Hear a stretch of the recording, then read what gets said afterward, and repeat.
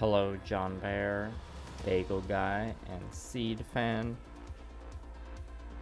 Good morning, good evening, thank you for coming.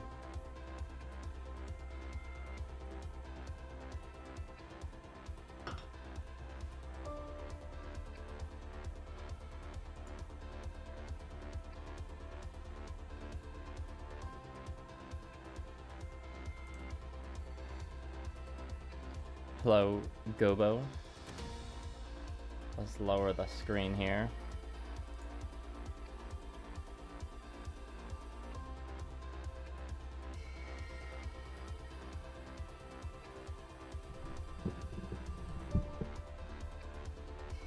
Of course, like usual, let me know how the audio and all that sounds.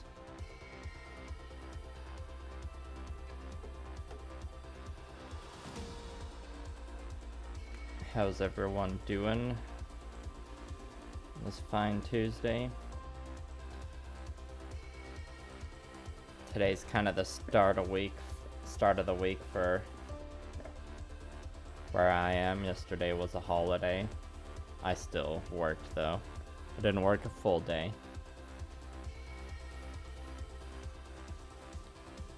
But you know, I'm kind of self-employed right now, so that means there are no days off, but also I cannot work a full day if I want.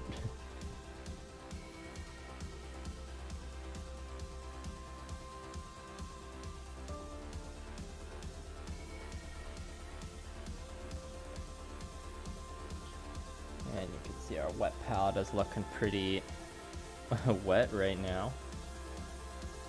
A little sloppy, you could say.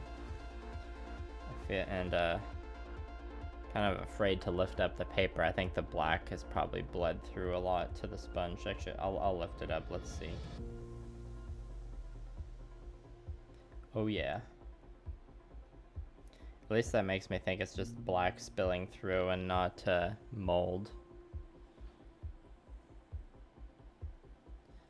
So we'll just have to vigorously wash the sponge when this project's done. Yes, it's quite a moist palette. Looks like there's a bit under the turquoise as well. Let's just take a quick look. That's more black. I think that's from I got some paint, like on some actual paint on the side of the sponge yesterday, so I took the paper off to whatchamacallit.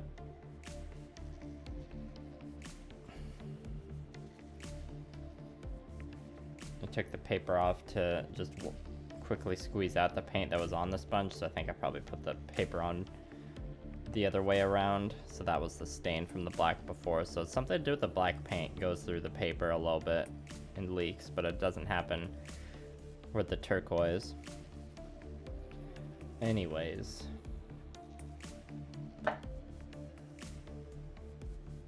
so I think I'll work on this thruster first. I'll pull out all three pieces I got for today. Gabo, this is the Gundam aerial project. It's like technically a kitbash, but there's only a few little pieces changed of it. Painting it in the style that I painted my Gushin kitbash. So we got freehand all over those armor panels.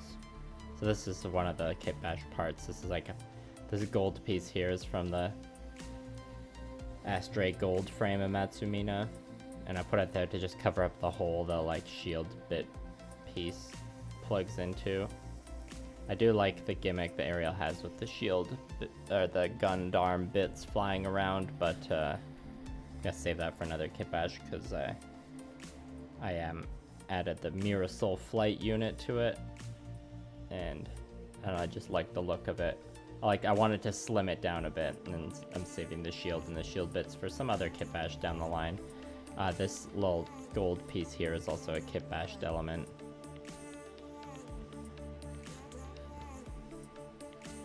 So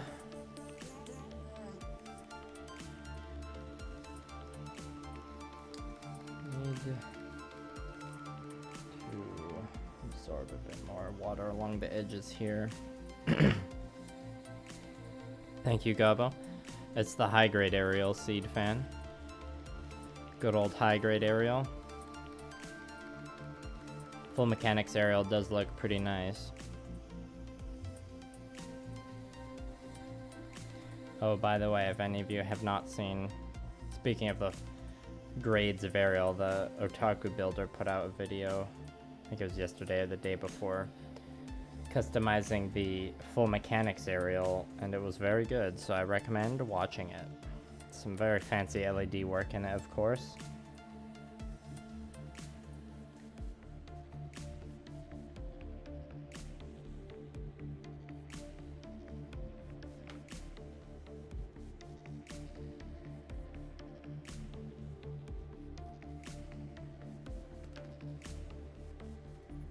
So the freehand, the freehand is all blocked in everywhere. So I think what we'll start doing is working on highlighting the freehand, like finishing the highlights on the freehand. We'll probably finish up the black on a few pieces too.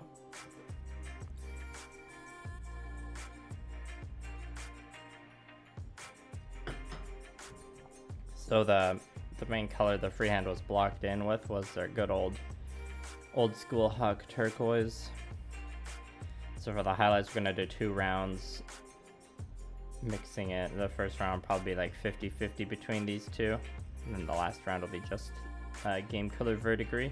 This one's pretty bright though, so we'll see. Let's start by mixing some right now.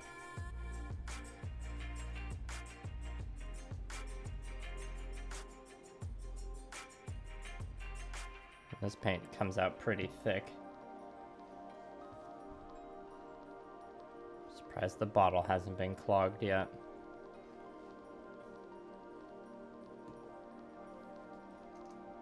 Yeah, I mean, the full mechanics is pretty cool, don't get me wrong. The high grade is just what I happen to have.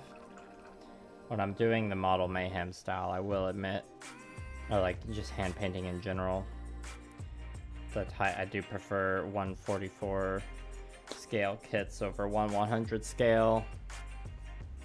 Less surface area is a bit advantageous when hand painting, and when conserving shelf space.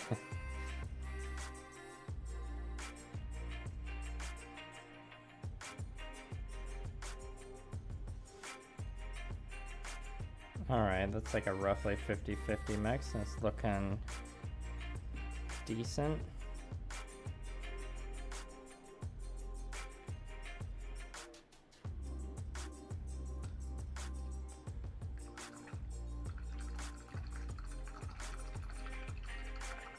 Alright, good to hear, Gabo. Is anyone else working on anything, or is anyone got me open in a separate tab when you're working your desk job? I don't intend to do a Dari Balder Schwartz set because I don't own those kits. That's all I can really say to that. Okay, now I was using this brush for all the blocking and the highlighting work. You can see it's got a bit of a hook tip. I mean, you can't see it as much now when it's dry, but I think it's time to switch to a slightly crispier brush. So let's see what we got here. Want something just smaller than this one. Perhaps I could use a brush I haven't given a shot yet. Perhaps this one? I think this is one of my newer ones. I've also got this one here. What's the difference between these? A size 00 and a 0. They're very similar. Well, let's try this one and see how it goes.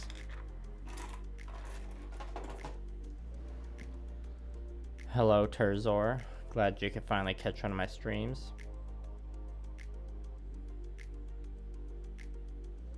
Seed Fan is testing metallic paints. Cool. What paints you testing? Yeah, working on a Astaroth Origin and a Chimera's Vidar kitbash. Nice, nice. Terzor, do I intend to glue this down to the base? And have more or have more articulation. In terms of articulation, it's got about the same amount as the Gushin, where the shoulders, the wrists, and like the joint at the waist are articulated, and the head, I guess the waist and then the thigh, or like where it connects to the hip, those are articulated. The rest is locked in place for paint safety. For the video and this project, as I'm working on it right now, it's not going to be on a base, but eventually it will get the exact same blue base that the Gushin kitbash is on, and that's because it's going to be part of the same crew.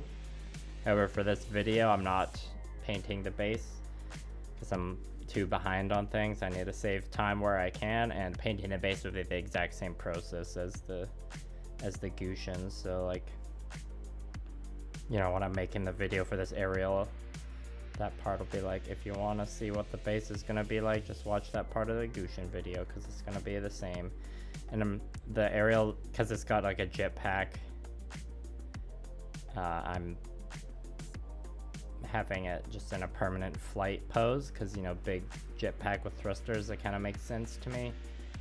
And I'm not sure how I'm going to mount it to the base, like what I'm going to use for a flying stand. I've got a couple things I could use, I just can't decide which one I want to use.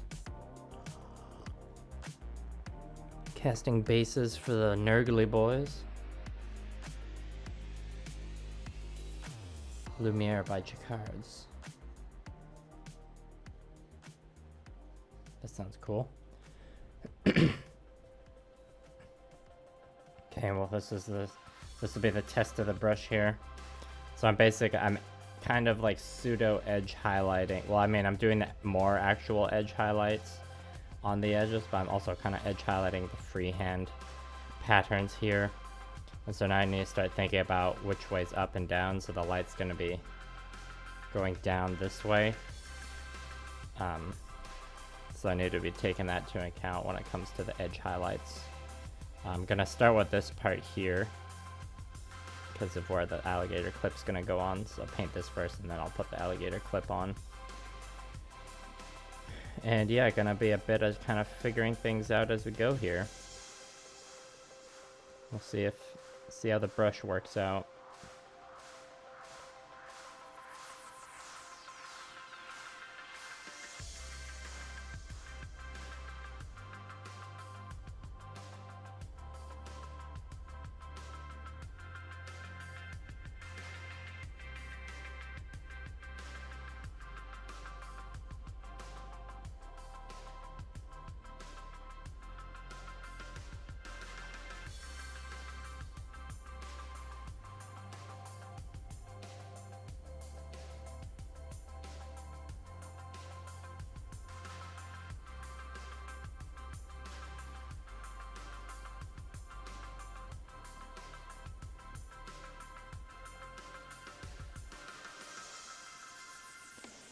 So far it seems to be the appropriate tool.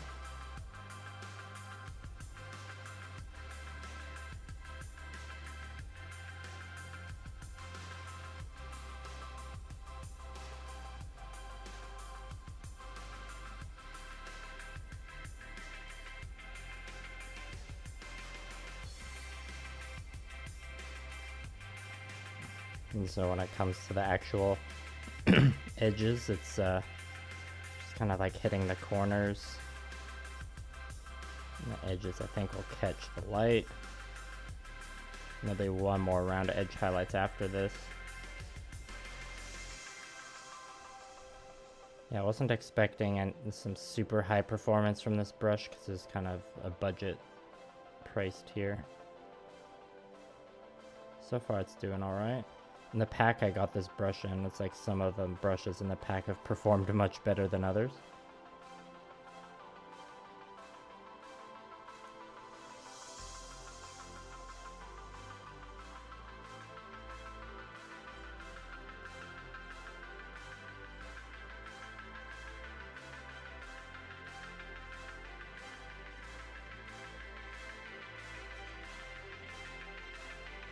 Some exciting news with Blue Parappa and I. We've acquired a Blu-ray box set of all of Twin Peaks.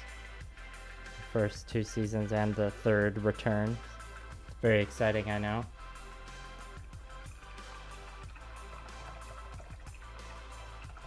Sup, Caleb? It's hanging. What about you? Gobbo, yeah, I never stopped playing Wolves. This is... I mean, the video's mostly for the painting, but yeah, it's gonna be, it's part of the same Gamma Wolves crew that the Gushin is. And yeah, Melgus, it does definitely have some Zone of the Enders vibes.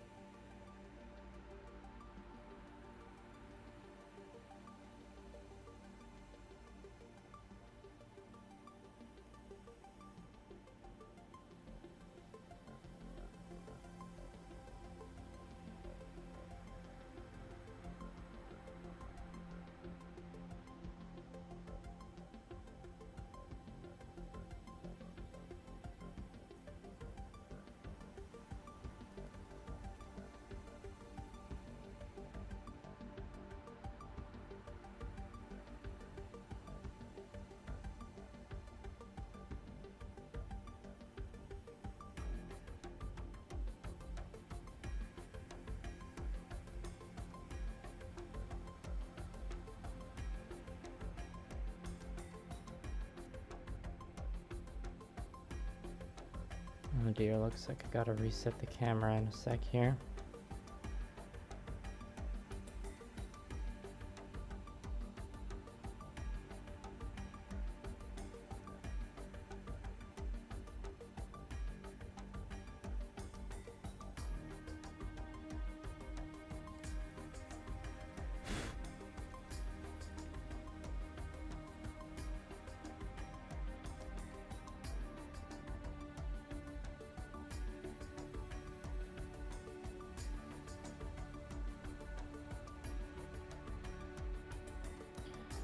Okay, now comes the actual edge highlighting of the freehand shape.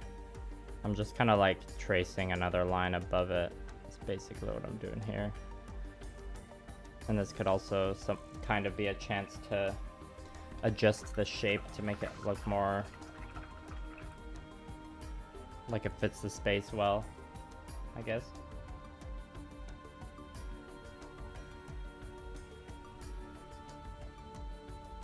I feel like this is more so a test of the brush.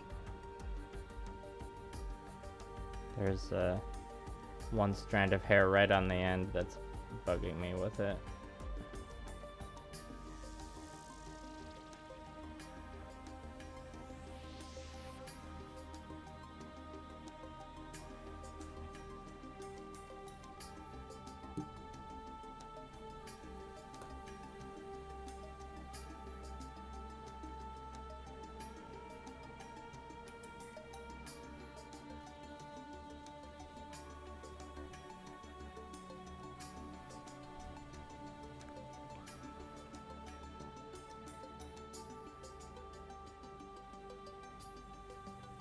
I just tried to kind of pull it off there.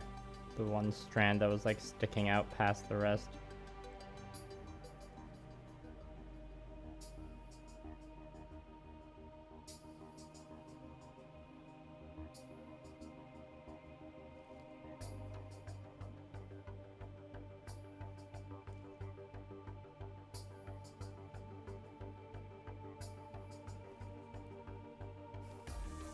Alright, that'll do. We'll keep using this brush for now.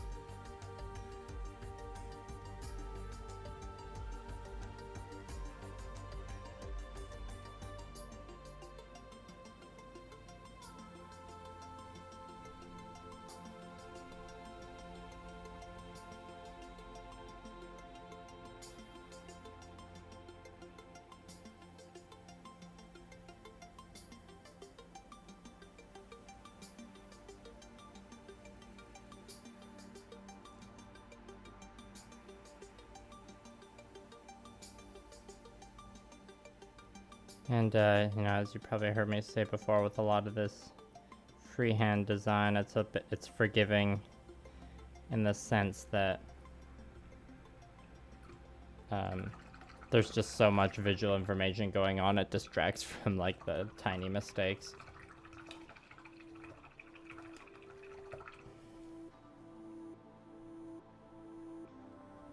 How is Gamma Wolves played? It plays like a war game more than D&D.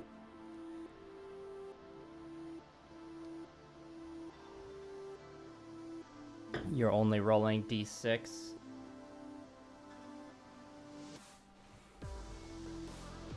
And you mean it is like D&D in the sense it's like you've got a few mini character sheets for the crew of mechs you have.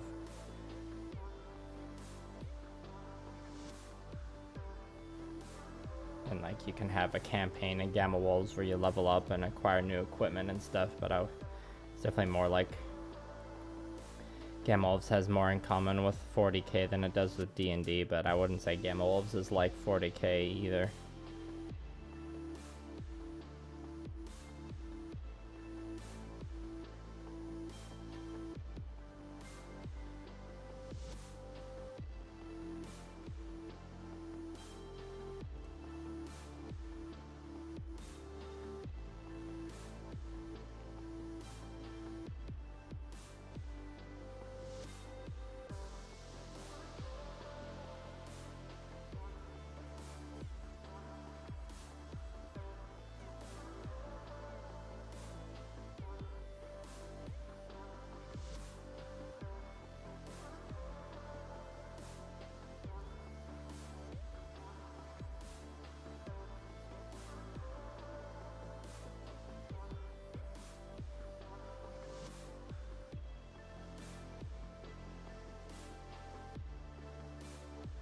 Yeah, stages like this, I can emphasize little corners of the panel line here, make them a bit more distinct.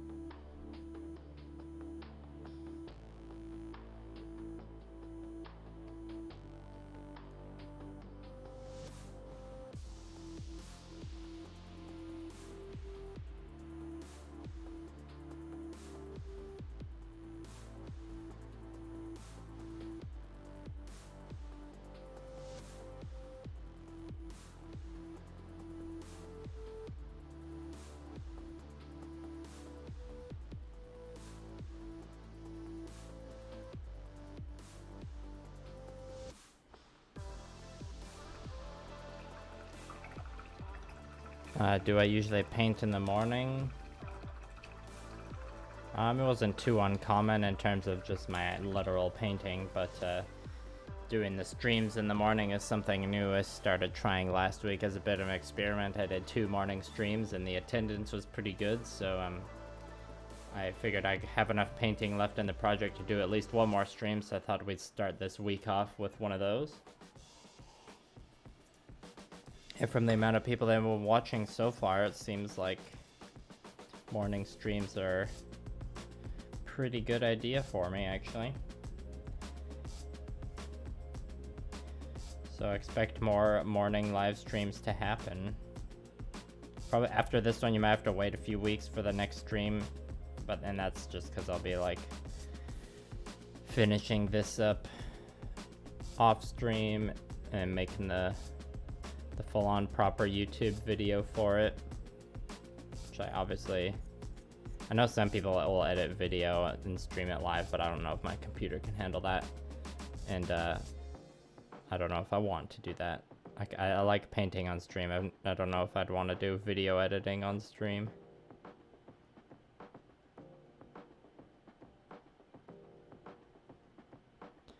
And it is the Mirror Soul pack seed fan.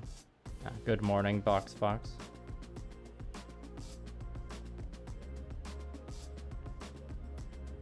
How many people here watching had like wanted to check out one of my streams for a while but couldn't because of the usual time I streamed at before?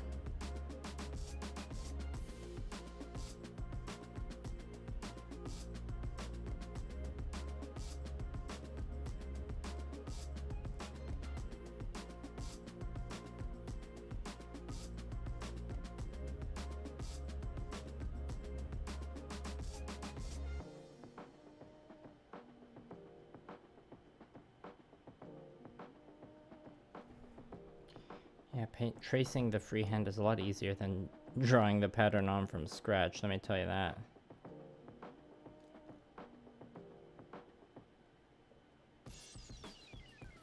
Some of you who saw the streams last week would have seen me come up with those designs on the fly, sorta. I think I came up with the designs on the fly before I started streaming on one side of the piece, and then I copied it up to the other side while I was streaming.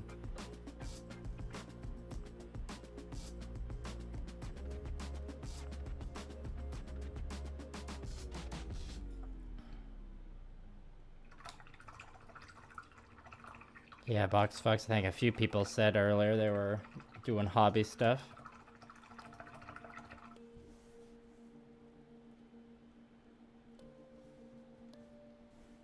Okay, I can reattach the clip now that those sections have been painted.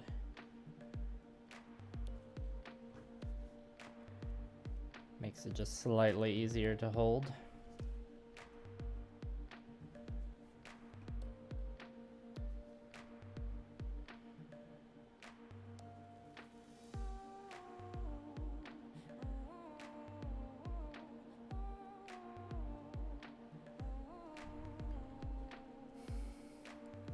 What are you hobbying on, Box Fox?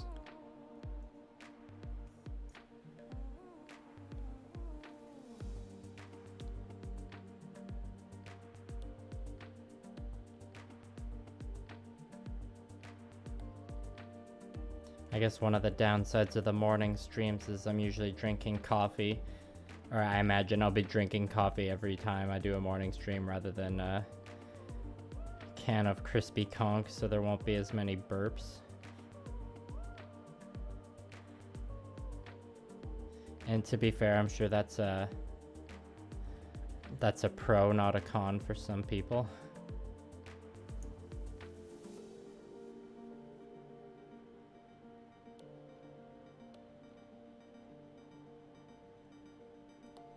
Oh god, I made a little bit of a mistake there. Reactivate some of this old paint. See if I can tidy it up a bit. Yeah, kinda.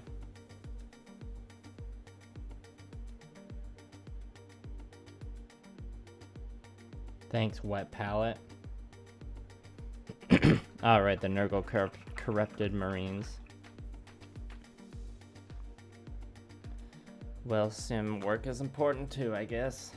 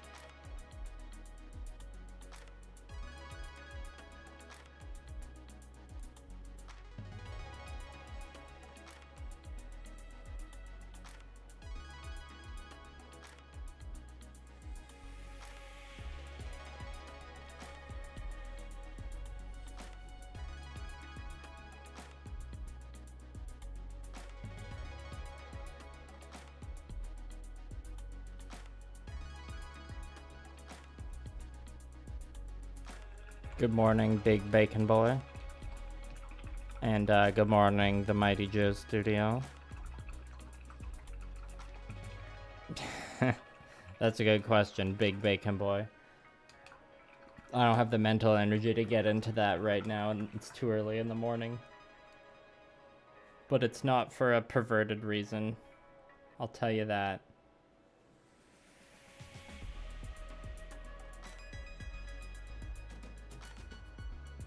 As much as I love analyzing Evangelion, I might need a few more cups of coffee.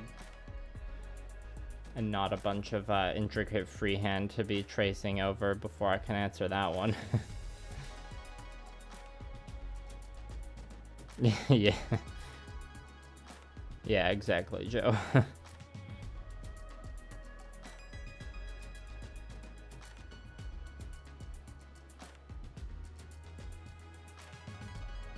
You should don't let that stop you from watching Evangelion though. It's definitely a critically acclaimed show for a reason. Yeah, with Evangelion you kind of have to I mean, I've seen it multiple times and watched and read much analysis of it. With Evangelion, if you're watching it for the first time, you kind of just gotta watch it through to the end. Watch end of Evangelion, and then you'll naturally spend a lot of time in a Wikipedia hole after that. Maybe watch some analysis videos. And, then you'll probably be due for a rewatch of it from a number of months to a year later. And then you'll get more out of it. Something brain-like. Yeah, sure. Sup, Shane.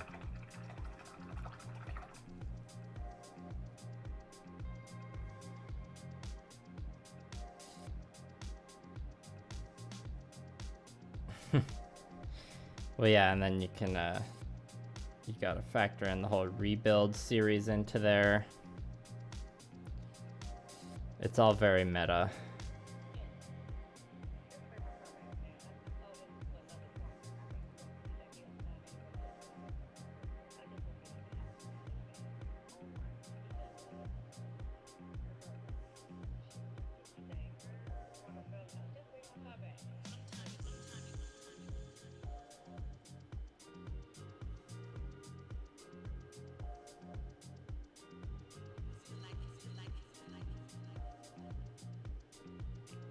Messed up a bit there.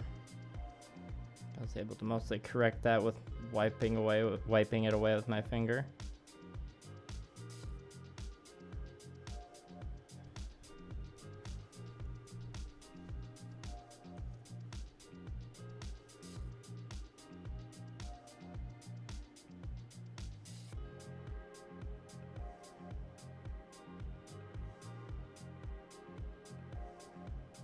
Yeah, these edges are right along the top of the piece, so they'll be catching a lot of light, so I'm basically doing the whole line.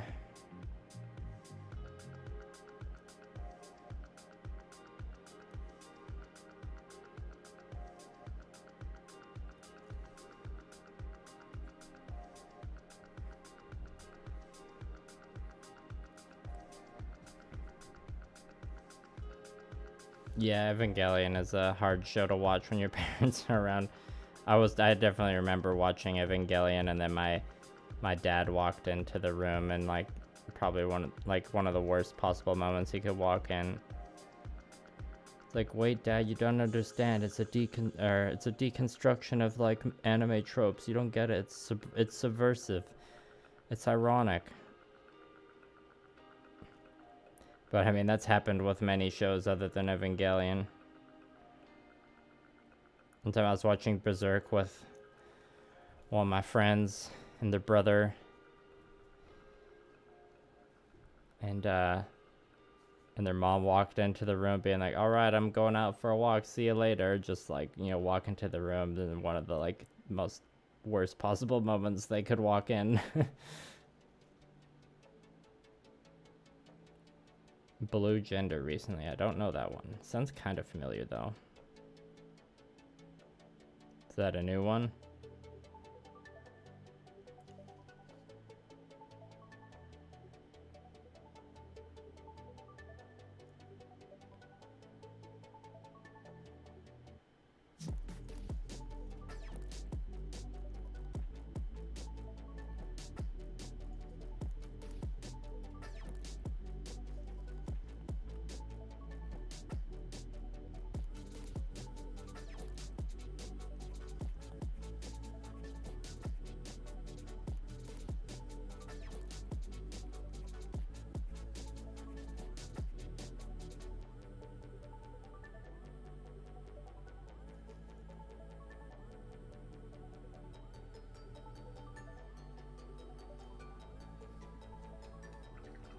Alright, see ya, Baked Bacon Boy.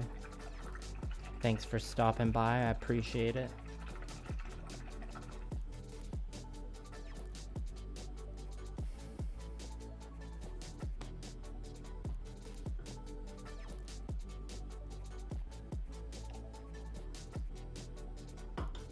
Yes, Seed fan, I haven't seen Gundam Seed yet, but I've heard some things. And I heard that story about, like, there's one controversial scene. I don't remember if it was from one of the recap movies or something, but there's like a controversial scene for being a little lewd. And then it was like redone for a movie or something, and they just made it more lewd. Like Sunrise did. Can you confirm that? What I'm talking about? I don't really know what I'm talking about, but I remember hearing about it and being like, that's fun. Gotta respect that. Maybe there'll be something extra spicy in that new Seed movie that's coming out too.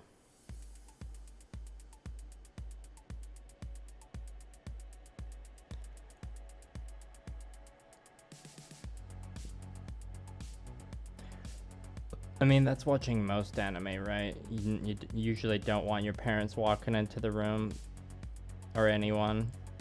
Excuse me.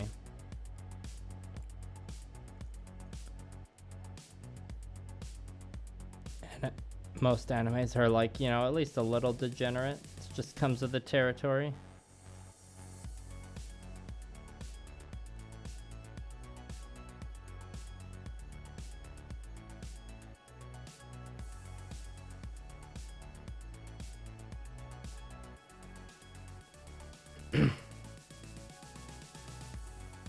Okay, I think we can call that side done. You watch Ninja Scroll with your dad when you were 12? Jeez.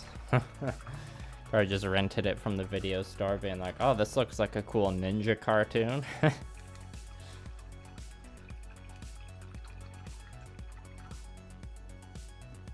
Yeah, I have heard that about Gundam Seed. Oh shit, the stream's at 69 views. Nice.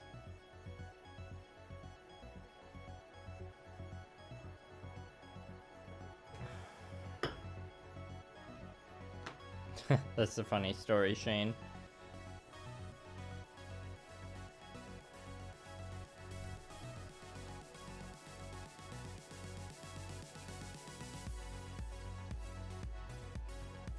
There are a lot of great mecha designs that came out of Seed.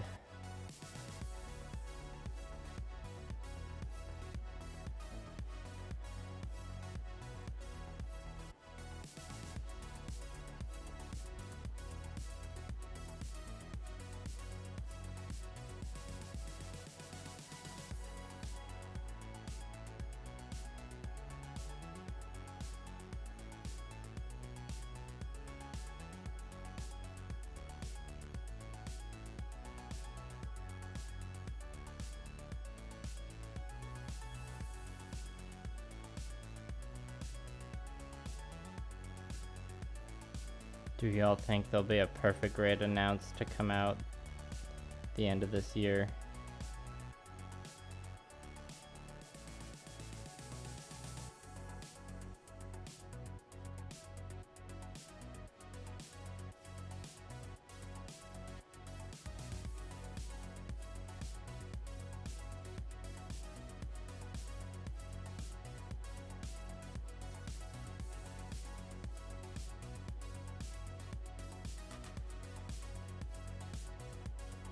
And do you think it'll be the perfect grade unleashed to Zaku 2?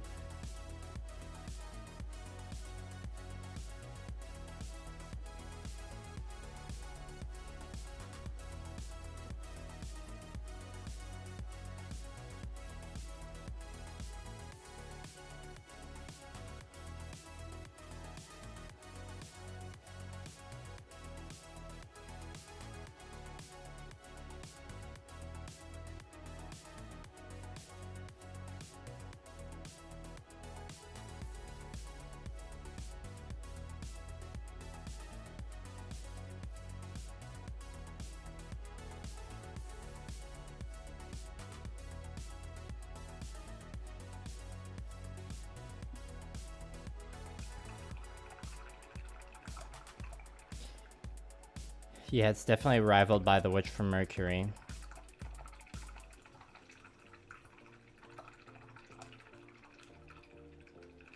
Luminaria Custom? Don't know that one, or I don't remember which one that is. A perfect grade Barbatos would be nice. It's hard to say between a perfect grade Barbatos and a perfect grade Unleashed Zaku which one I would rather have. Possibly the Zaku, not gonna lie. Bandai, I mean, it does seem like Bandai doesn't care for Xeon sometimes.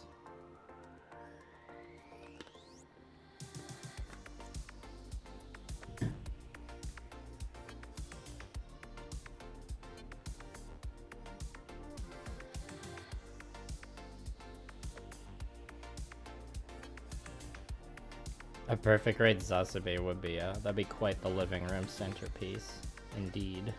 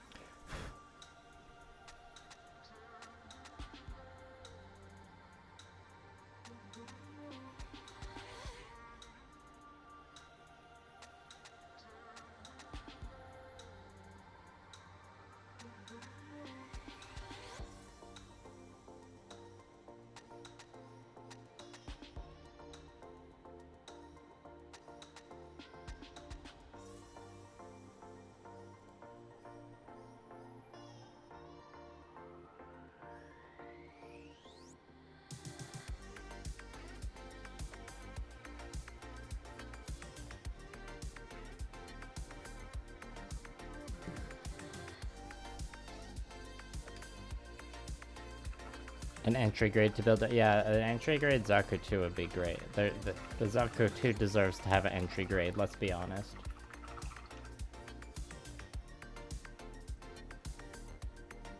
A Char Zaku. Yeah, that's another good question. If there is a perfect grade Zaku, whether it would be the good old Char Red or not. I would be pretty torn about whether to paint it or not if it was a perfect grade Zaku, because, well, if it's a perfect grade Unleashed, like, if it's anything like the RX-78, then it would have, like, a ton of moving panels and gimmicks and stuff, which turns me off from painting.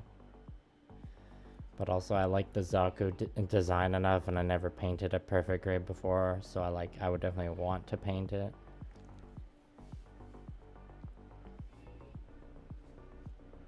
Who even knows what I'm gonna be up to around winter time?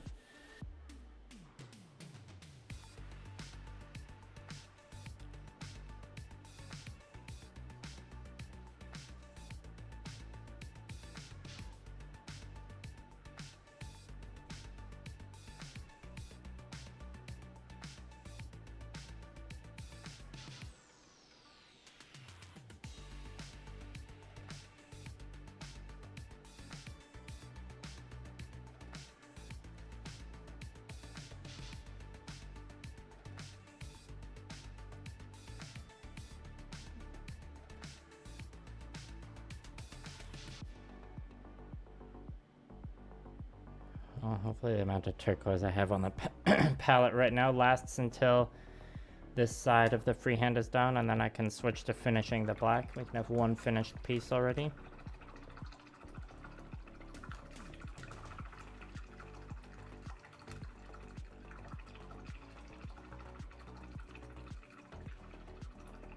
Hello, the Highlander, and yes, that's right, another early stream.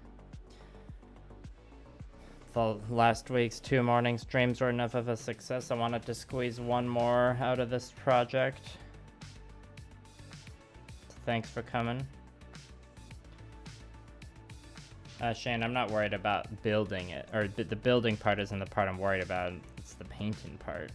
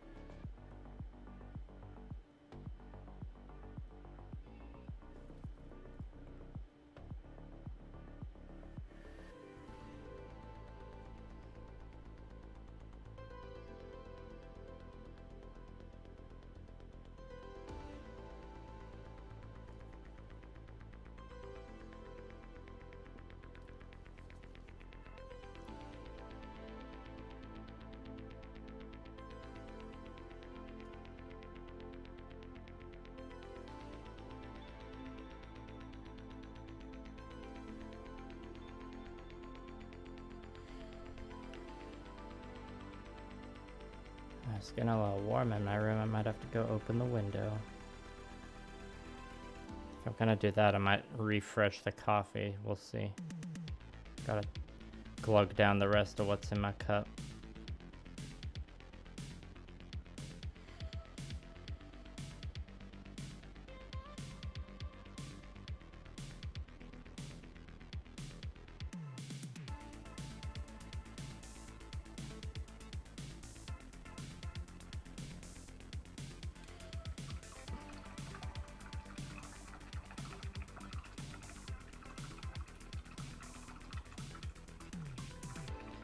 Temu Pearlescent Seed fan. Are you hand brushing them on?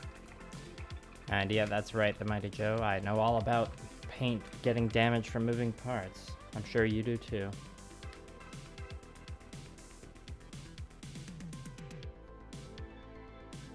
Yeah, it's the classic dilemma of painting these articulated model kits.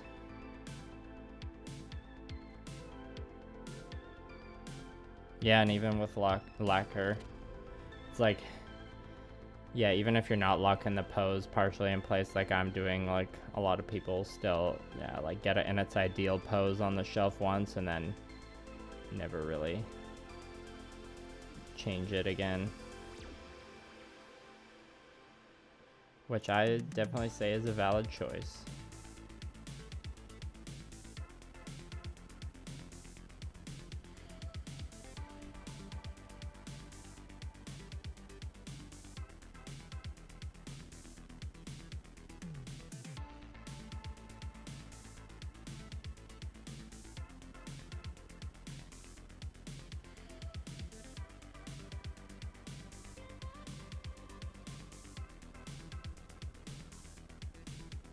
Yeah, hand brushing a metallic song can be tricky sometimes.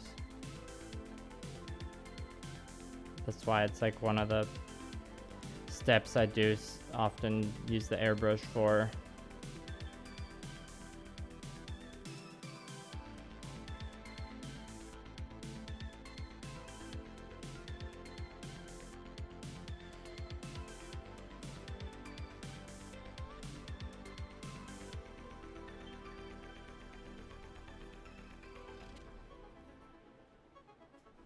Oh damn, that does sound like a bummer, Shane.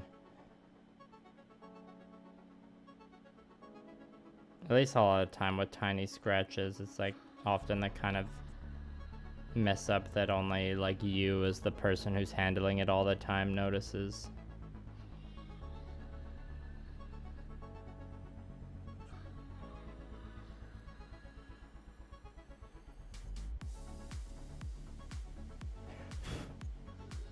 Most people will just see it, the large robot, and be like, wow, cool robot.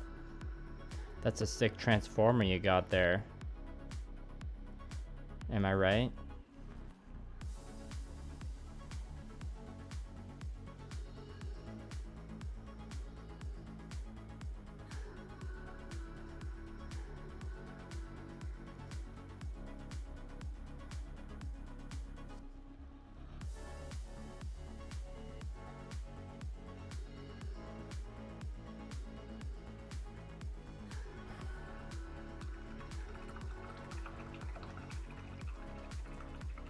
Yeah, what are you painting it over, Seed Fan?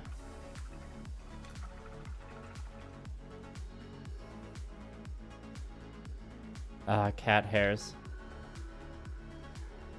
Yeah, I mean, if I was still living with my parents, I'd have that problem. I don't have cats right now. I do sometimes get beard hairs in things. Or in the room I'm in, it's generally like dusty despite running a air purifier.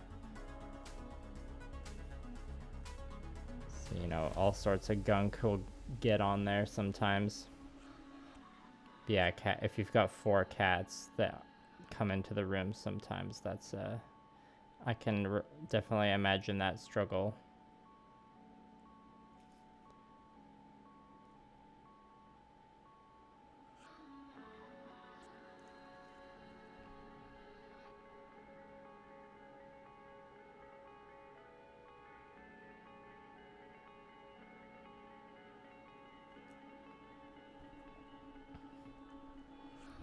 Gloss black Vallejo. Yeah, deep cleans of the workspace. I try and do this fairly often, but I should probably do them more often than I do.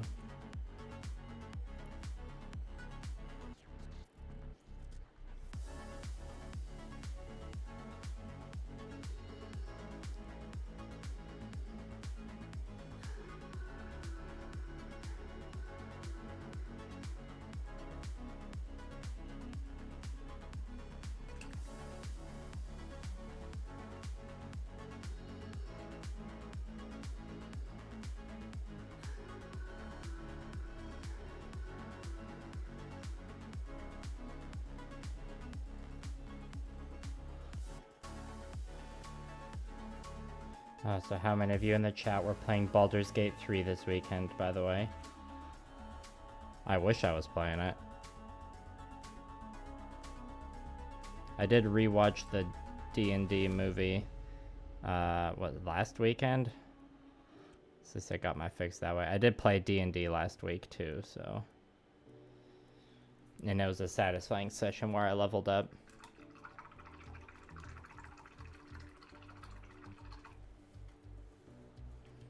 The Highlander, you must be able to resist their adorable nature then. Or the cats must not get too annoying scratching at the door.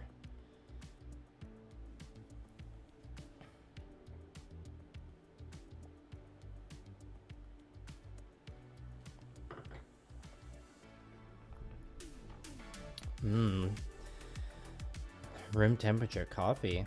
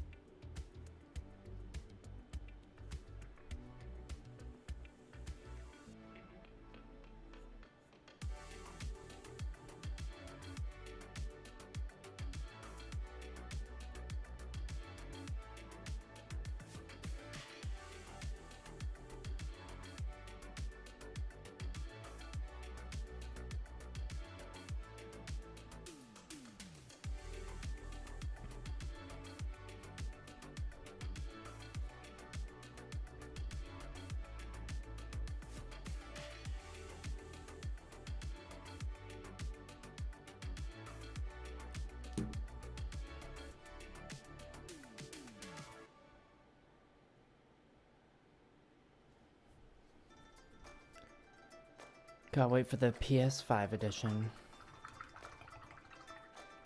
Yeah, well said, the Mighty Joe. That's how cats roll sometimes.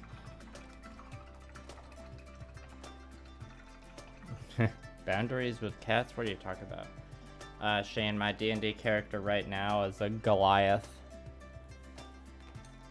named Rodimus Toddbringer. Start as a level 1 sorcerer, storm sorcery. But the plan, I'm only level 2, so I took a level in fighter.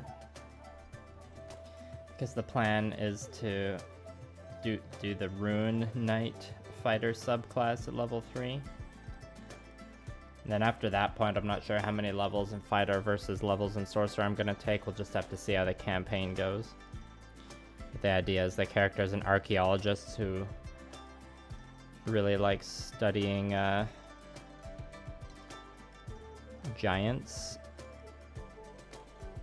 Because, you know, the Rune Knight fighter, the runes that they augment their weapons with are like based off giant stuff. Or the runes that the giants developed. And you know, when you're playing a big Goliath, it's seems like a fun idea to fight in melee as well, but I've played enough D&D that I get too bored playing just a single class, so I got a multi-class. And Storm Sorcery seemed like a fun one to multi-class fighter with. Yeah, we've only done 2 sessions of the campaign, so I just hit level 2. Usually I'm the dungeon master, but I did that a lot for many years, so I'm kind of on a break from that at the moment.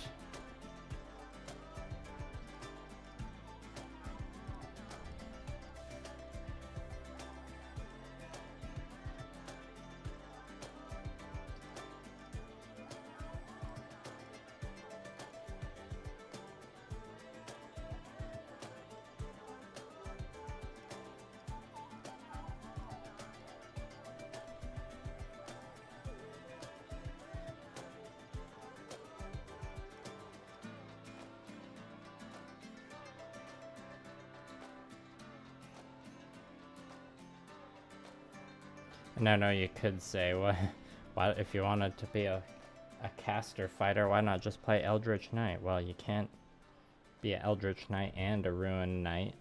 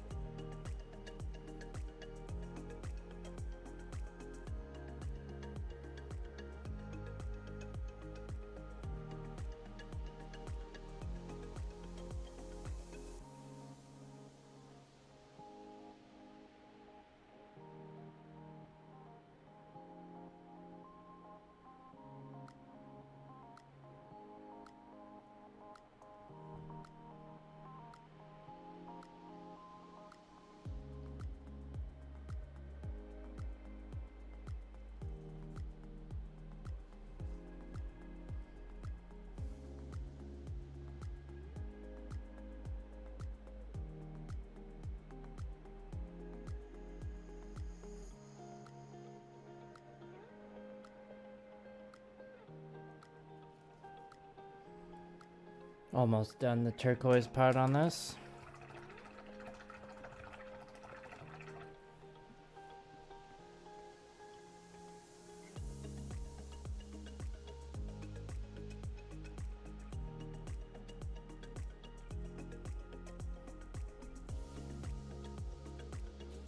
Yeah, that's right. The Ranger has some fun subclasses.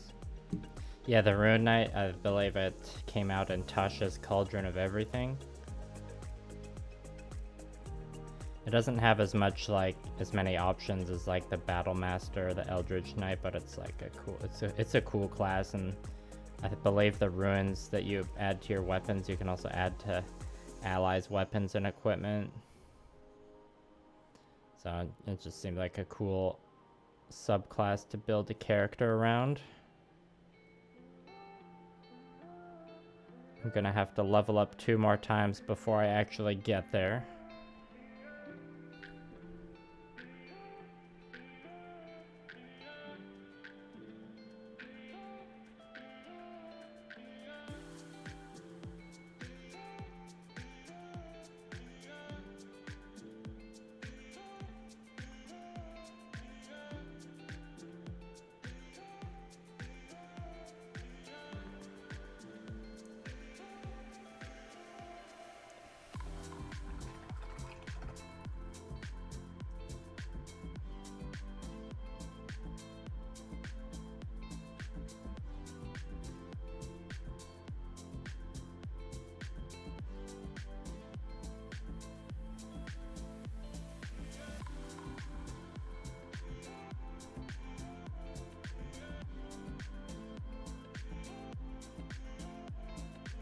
Almost put a bit more of the darker turquoise on the palette, just to have a handy supply ready for cleanup instead of reactivating the old paint like I'm doing.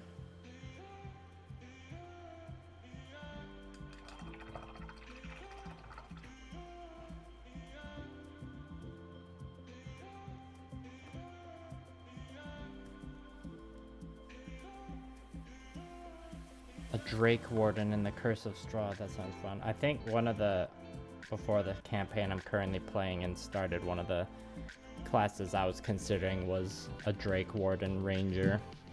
Because, you know, who doesn't want a little pet Drake? That you can eventually use as, I believe you can eventually use it as a flying mount. Correct me if I'm wrong. I know eventually your Drake pet can get wings. Good morning, X-Elden.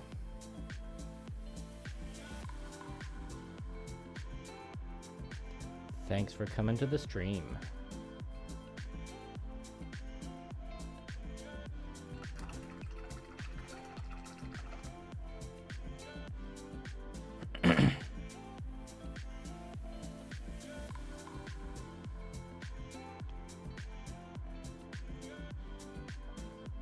Now there's one more round of turquoise edge highlighting that I'm gonna do with like pure verdigris,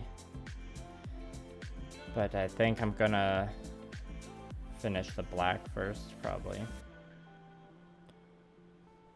because I'll be wanting to move to a smaller brush, so I'll probably like do this round of turquoise edge highlighting across the whole model before I go on to that step, so you know, probably won't reach it in this stream.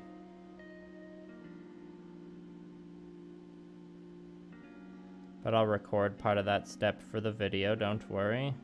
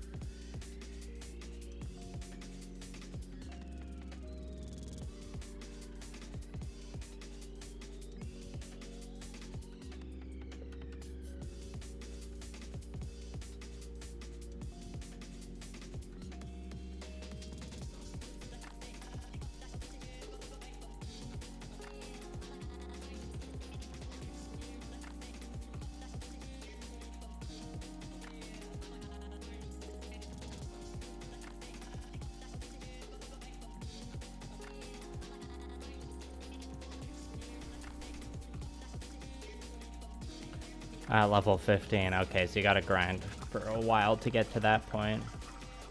It's the high grade original aerial, the vanilla aerial, but I have the Mirasol flight unit on it. And like a very, very slight kitbash.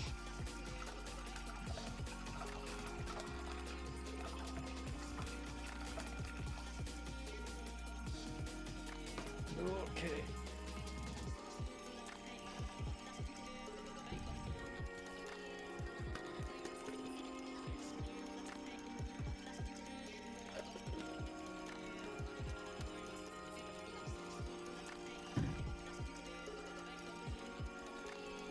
Yes, it is the Mirasol.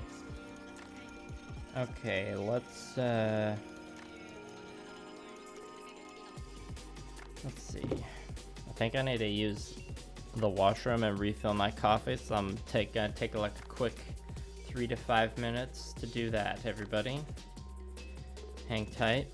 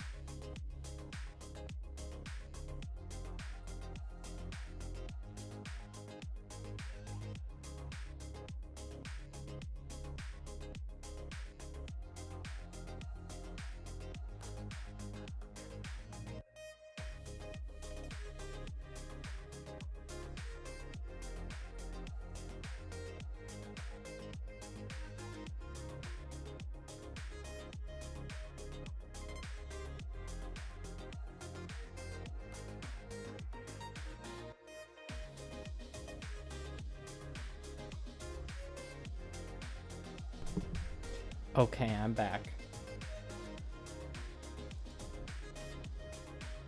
Coffee is refilled. Let's see what I missed. Yes, the hands should have just been in the kit originally. I want the Calibarn pretty bad. It'd be awesome if there was like a full mechanics or a master grade of the Calibarn. I'd get that.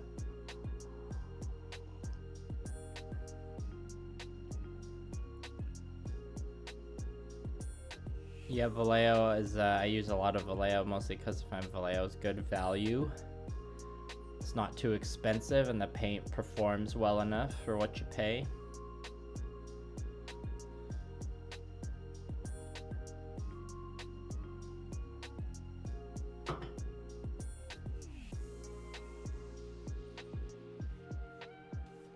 Well, Elton, a lot of the time I use super glue, but you know that can damage. If it's like this extra thin kind of super glue, that can damage kits if you're not careful. I you know, always try and be as conservative as possible with the glue and only glue what I really need to. And a lot of time I'm also using super glue just because it dries faster. Okay, let's mix ourselves a little highlight. This is our golden high flow acrylic titanium white. This is for the black highlights, and we're just mixing this into this gray that's already here on the palette. See how it goes.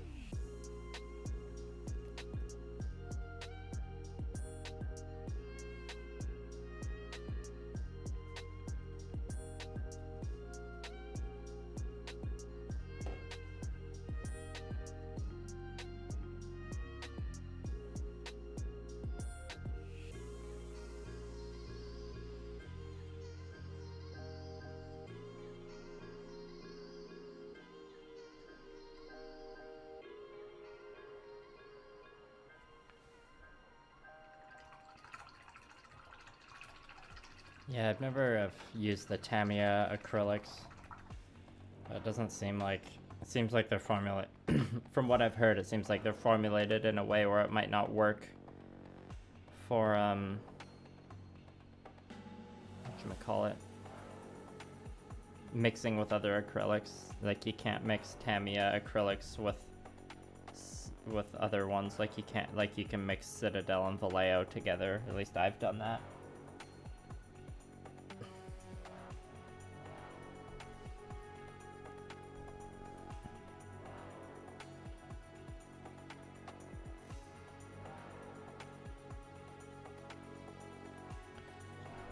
Alright, doing this next round, edge highlighting on the black shouldn't take too long. See how it looks.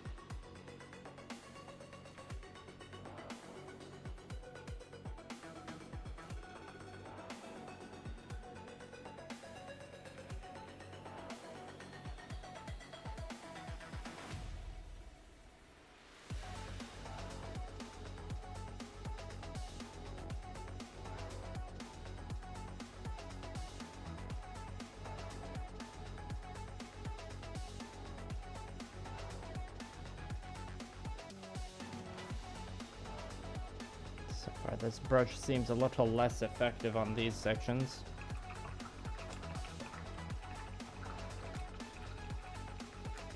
That's interesting. I wonder why they even call them acrylics then. I guess like the medium they're based off of probably.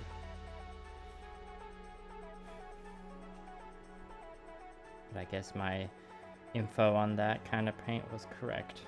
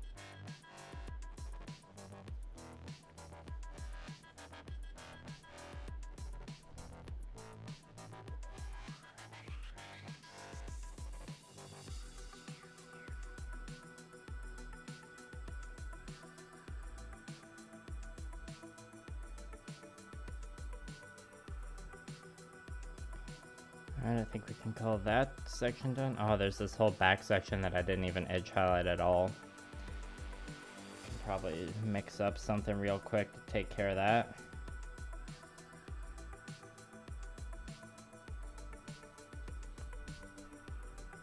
That's a whoopsie.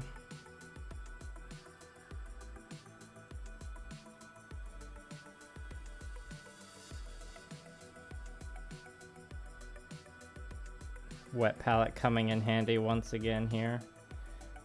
Being able to reactivate old paint.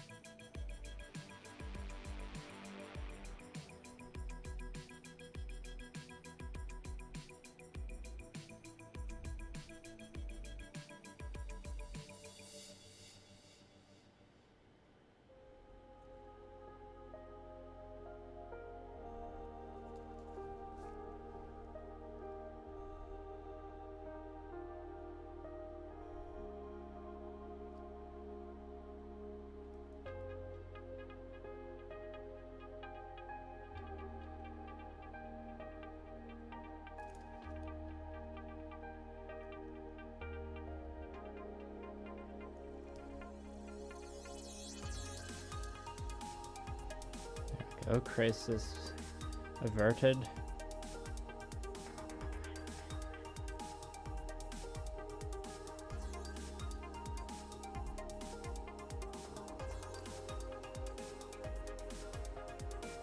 For the most part.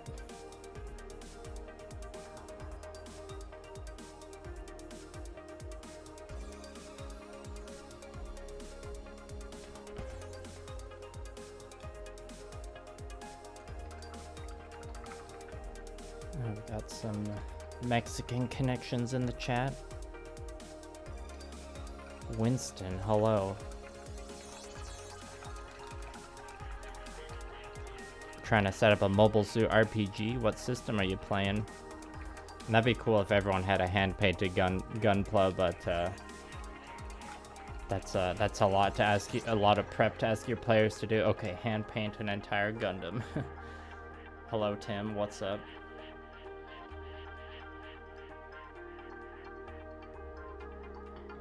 I haven't used much contrast paint Goblin, but that sounds like solid technique you got there. Congrats on finishing the big boy there, Tim.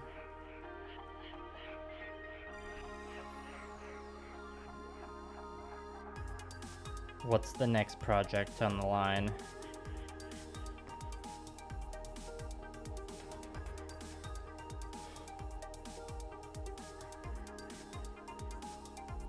Sounds like a fun experience there, Shane.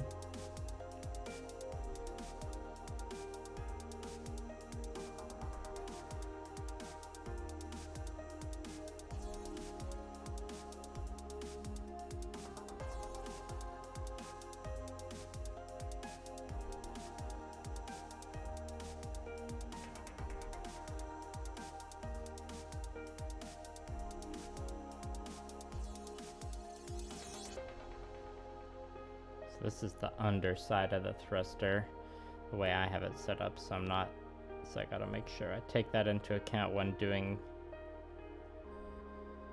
the edge highlights.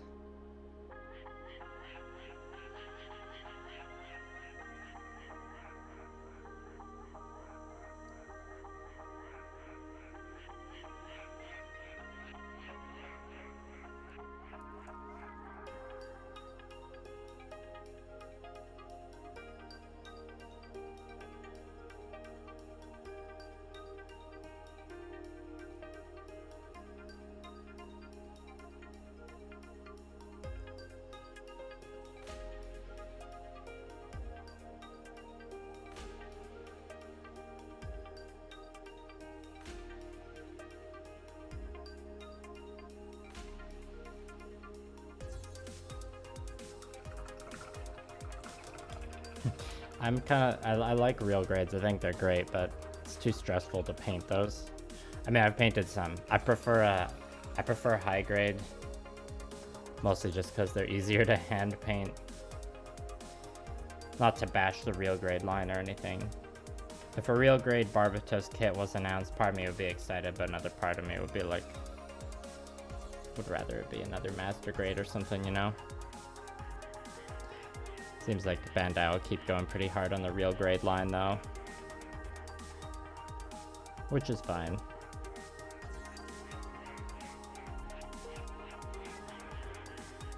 It's not like the high grade line is going anywhere.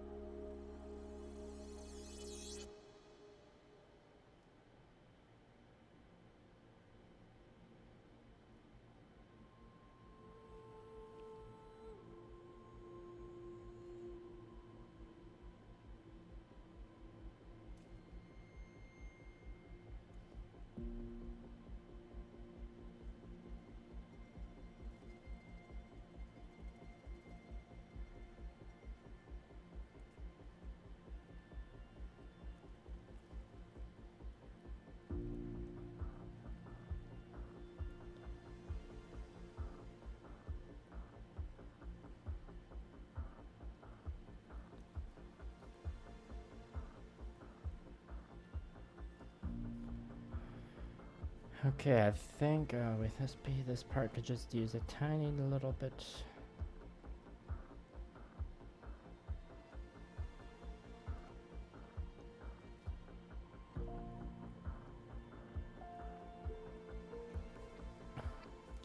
Okay, I think that black edge highlighting's done on this piece for now.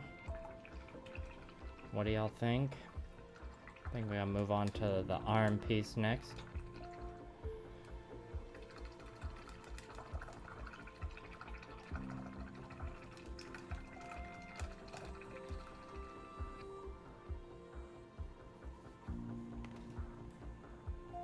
Finish this coffee before it becomes room temperature again.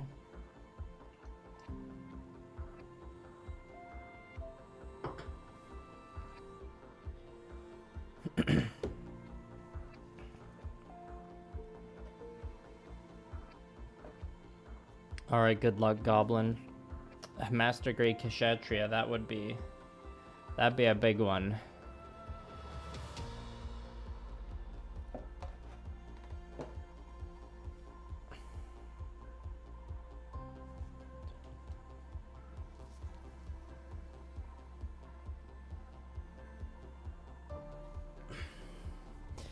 Yeah, Shane, I mean, I'd rather have like a master grade or perfect grade.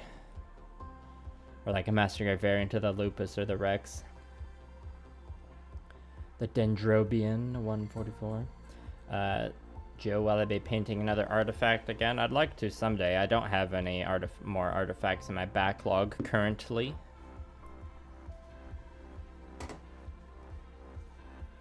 But I'm glad that the Nightingale Pop-Tart is one of your favorites. That's an award-winning kit there.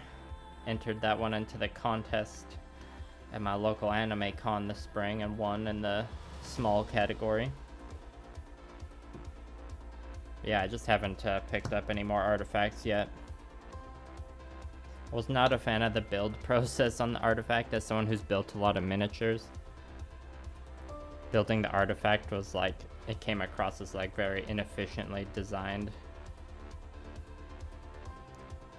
It's like, because it was engineered like it was a gunpla model kit, but like down in miniature size, or like it would have been a lot better of a build if it was engineered more like a miniature, but you know, I can see why it was engineered the way it was, because you know, it's not made by Games Workshop or anything.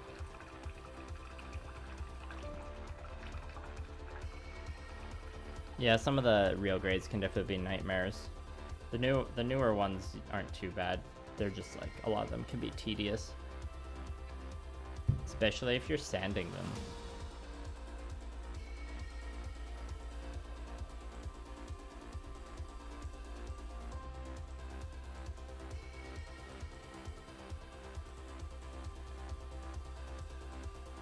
Which build are you talking about, Tim? Oh, the Nightingale's a bit weird. Is the Nightingale like particularly jank for an artifact? Yeah, I just haven't been able to justify buying another one yet. I got enough other stuff in the backlog. And if you saw those like shorts I did earlier in like June or May, some of those like Gundam Ensemble, or I can't remember if it was Ensemble or Converge in 1G frame. I do have some of those that I could paint up as small Gundams to use in Gamma Wolves as well. But you know, the artifacts I would say are nicer than those. The artifacts is like a proper model you buy that doesn't come out of a gacha capsule.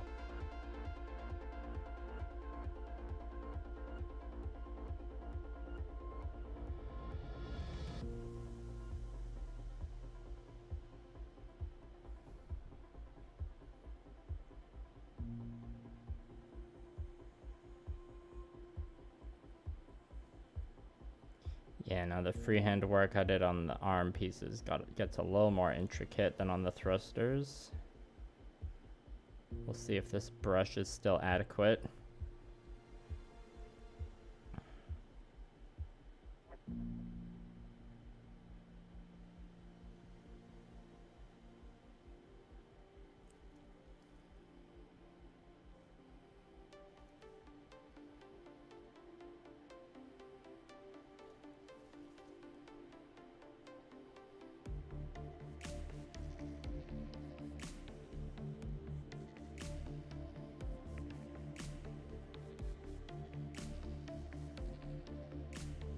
Whoops.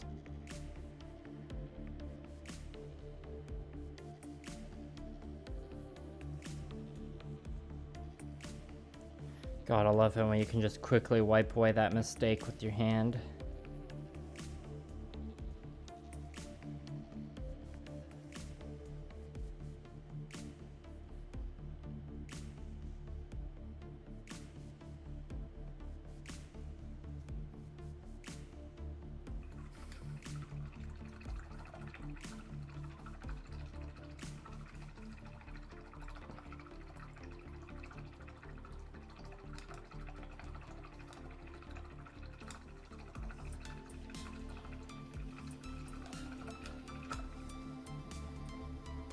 Yeah, I mean the 1/100 Nightingale, I can't remember how much it's priced, what it's priced at in my area, but it's not cheap. There's a lot of plastic in that box.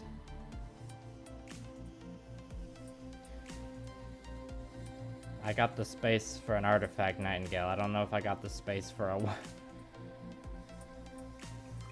Oh, you're talking about a 1/100 Nightingale. I was thinking of the high grade one that came out recently, and that one's big. Is there? I didn't even know there was a 1/100 scaled Nightingale. That's kind of ridiculous.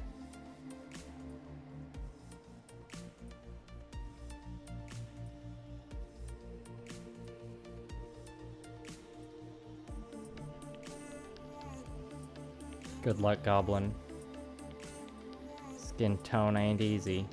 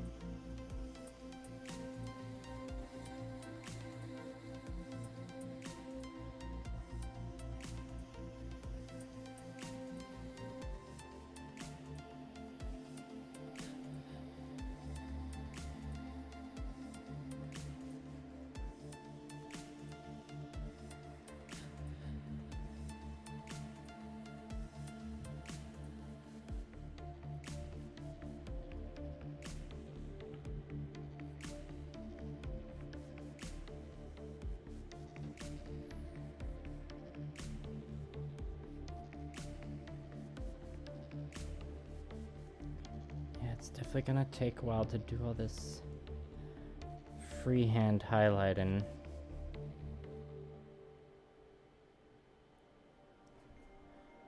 See how much painting I get done today. Who knows? Maybe I'll announce another morning stream for tomorrow later tonight.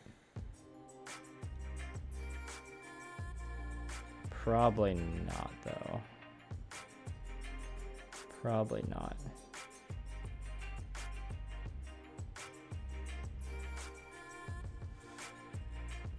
I do have to save some painting to be like actually recorded by the camera for the video.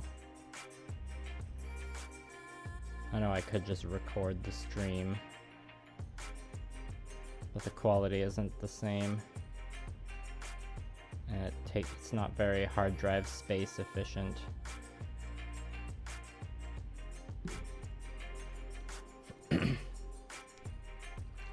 The Virgo. Yeah, I'd say that could do for a re-release. 1/100 master grade G self. That's your holy grail.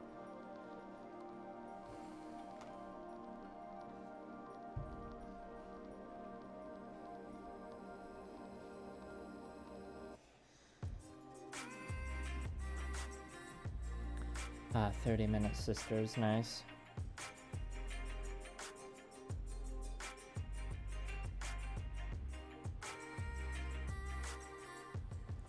By the way, I'm aiming to stream for at least 2 hours again on this stream.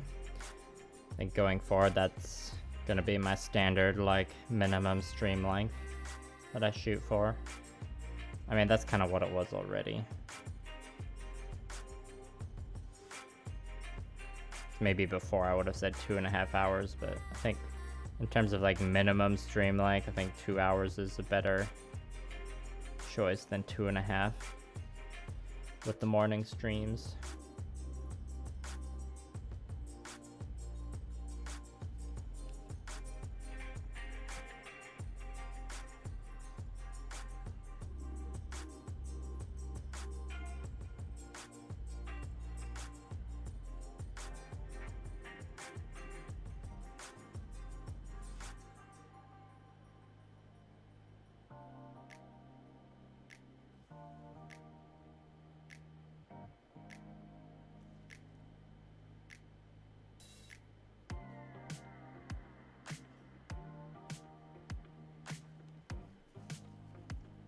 I must say, I am digging how this freehand is looking after the highlighting.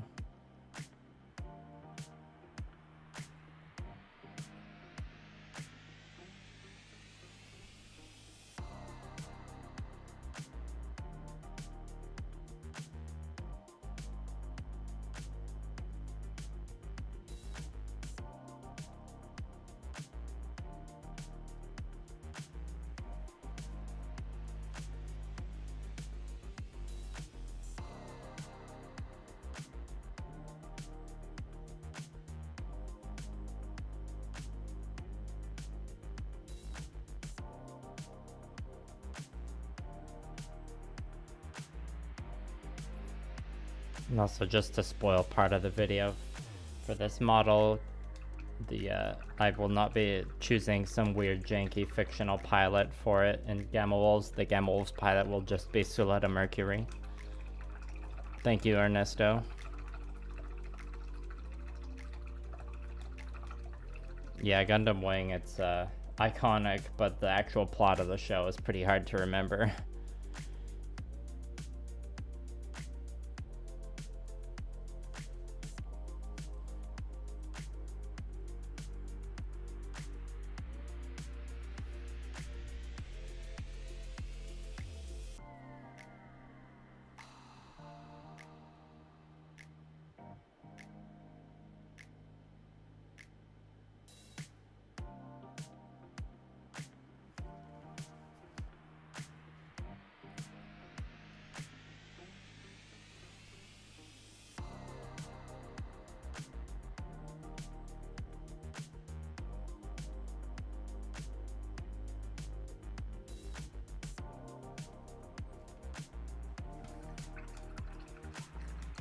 Yeah, Gundam Wing definitely rides on a lot of nostalgia.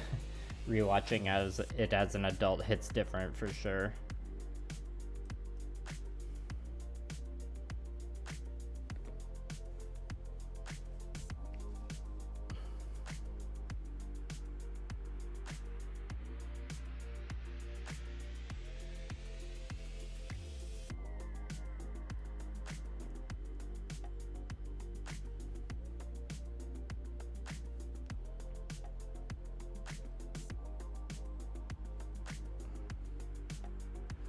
Yeah, and I don't think a lot of people are watching Gundam Wing for the plot. Lamau.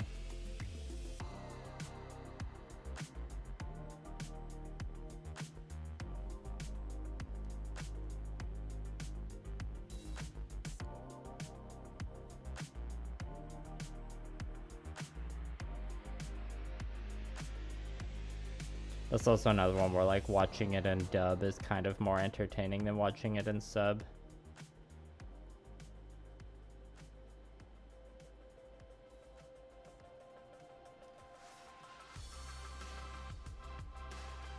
The best example of that is the film, or the OVA series, Garzy's Wings. Anyone heard of that? Garzy's Wing is one of those animes that's like so bad, it's amazing. But only if you watch the English dub.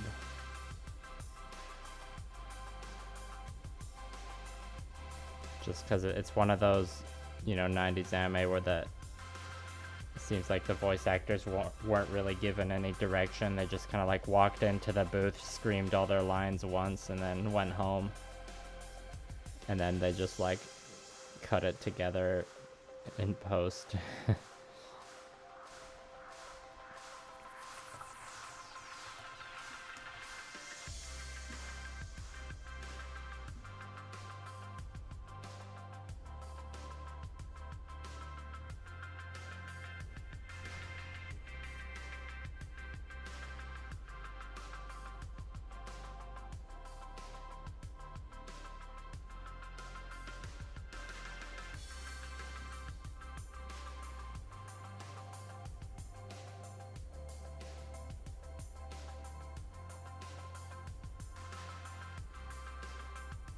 Yeah, highly recommend Garzy's Wing in dub if you haven't checked that one out. If you're looking for like anime to make you laugh.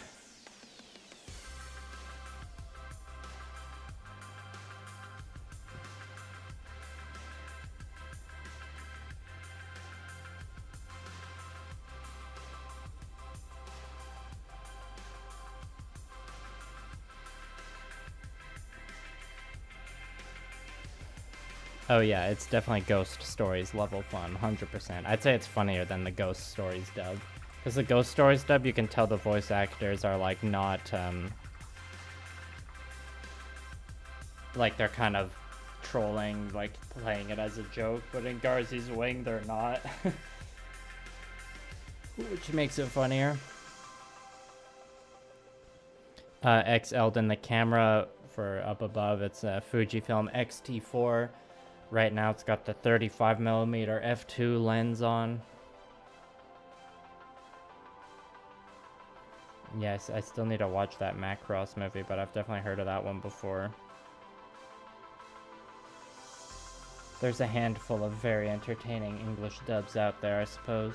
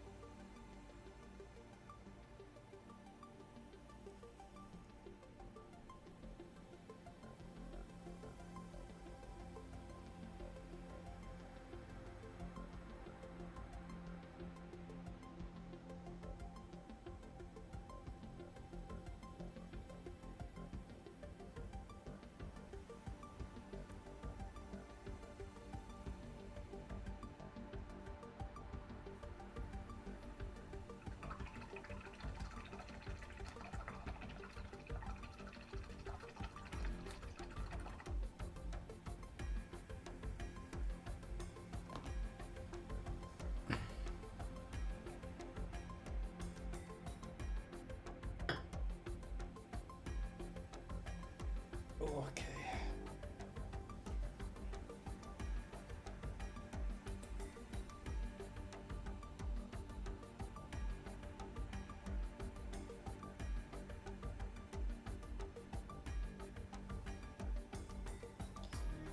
And as with every painting project, my fingers on my right hand are getting all nice and stained with the main color.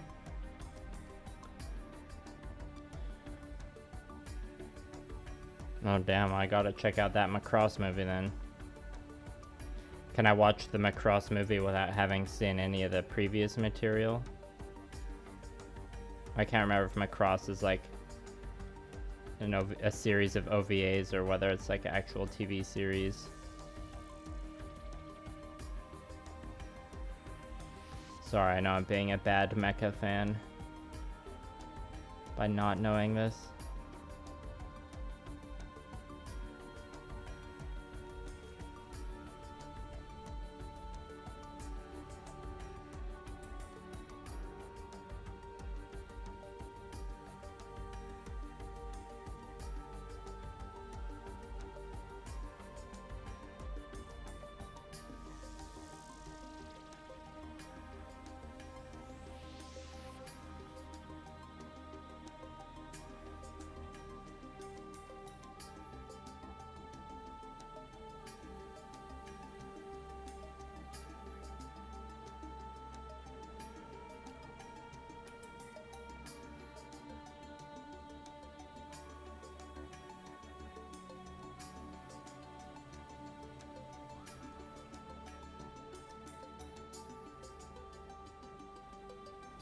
feel like I want to add a little, just a little bit of freehand here.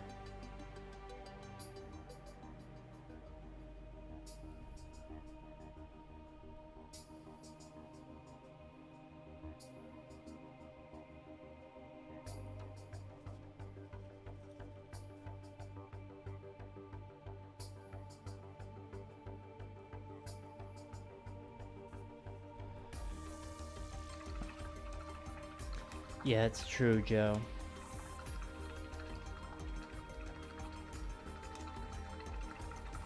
Okay, it's a retelling, it's a recap movie. Good. So I can just jump right into that.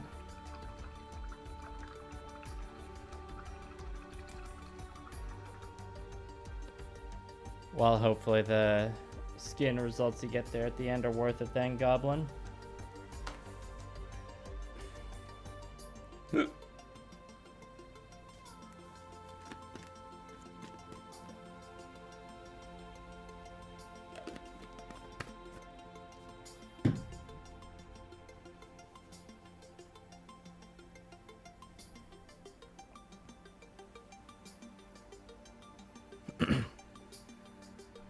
Right now I'm feeling like I'll finish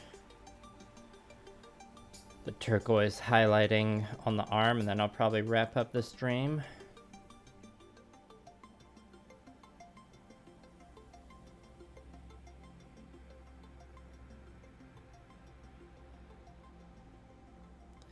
So probably have a solid 20-30 minutes left, depending.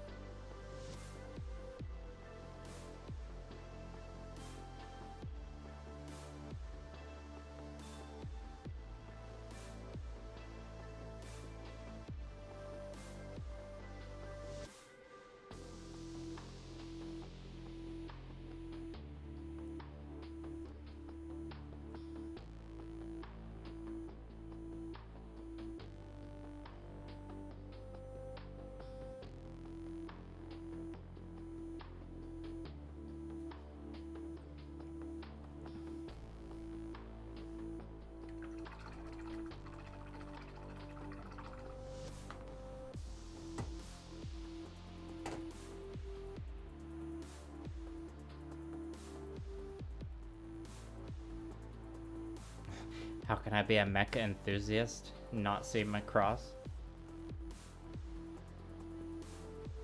Nah, I don't have a good excuse, sorry.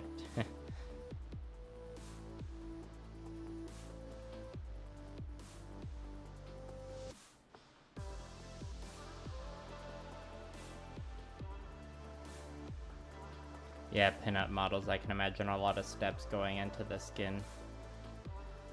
Congrats, Eldon, that's a good deal. Well, and Joe, I felt intimidated going the opposite direction of like, I started with mini painting, but then getting into some gunpla stuff has been intimidating.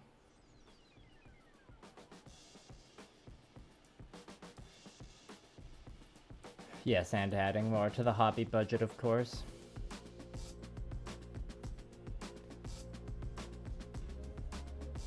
Garage kit guys do be wildin'. I should try and go lighter on the highlights on this inner arm piece because it will be catching less light as the inner arm piece.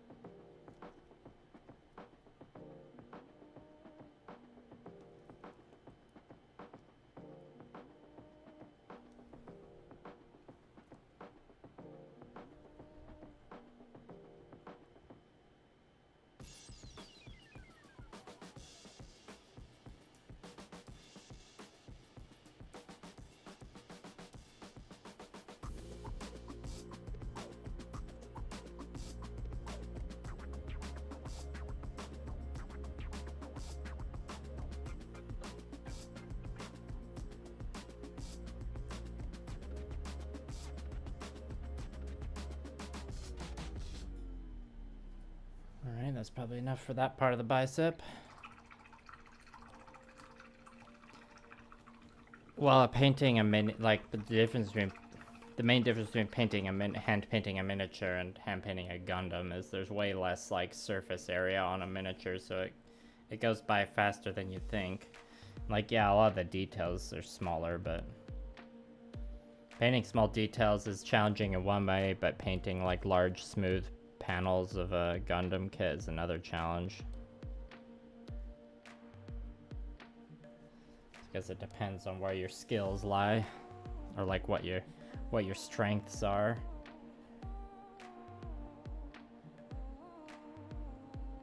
All right, we're past the 2-hour mark. Just gonna finish this forearm section. How does everyone like how the highlighting's looking? Does it do you think I'm on the right track here? Not that I'm gonna like change what I'm doing. I'm like just refining the same formula I used on the Gushin, because you know this one's gonna be in the same crew, so I want it to look like it goes together.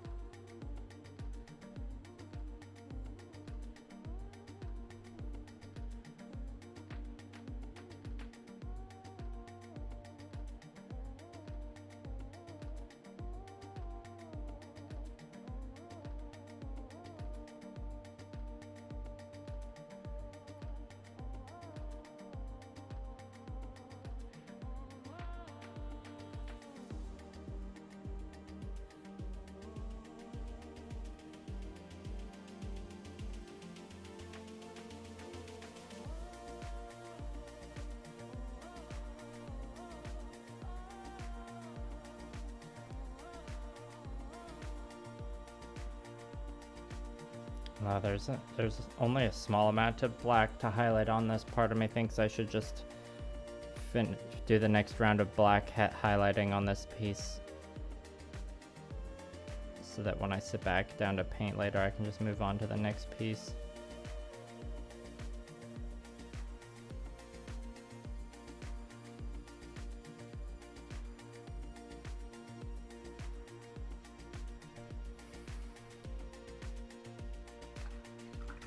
Thank you, Joe. Looks like you're almost done, Goblin.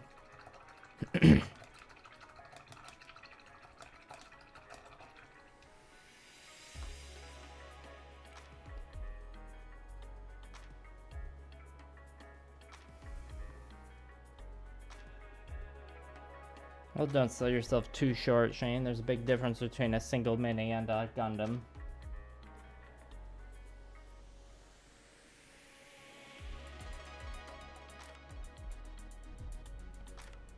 And you know, there's minis you can spend days painting if you want.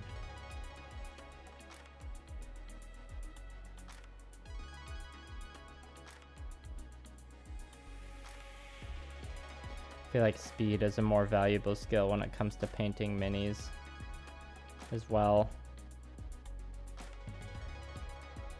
Because I find most of the time if you're painting minis, there's a good chance you have like a pile of minis that needs to be painted.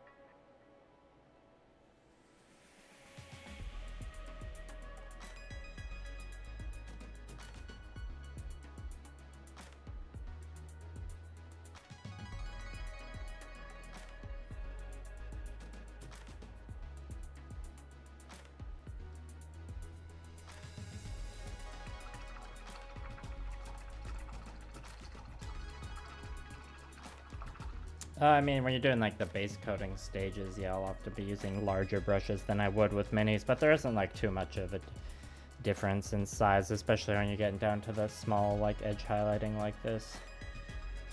I haven't I've only bought like there's only, if I was only painting minis and not gunpla, there's only maybe like a couple brushes that wouldn't be like in my arsenal. But I'd say like overall the brushes I use are the same.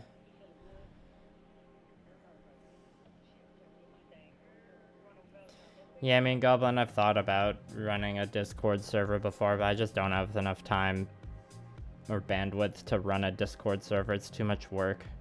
And as it increases in size, the workload goes up exponentially, but what I get in return doesn't.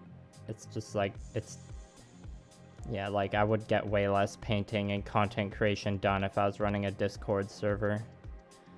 Just because there's too much to keep track of, and my content creation doesn't generate enough income for me to be able to hire a mod to help run it.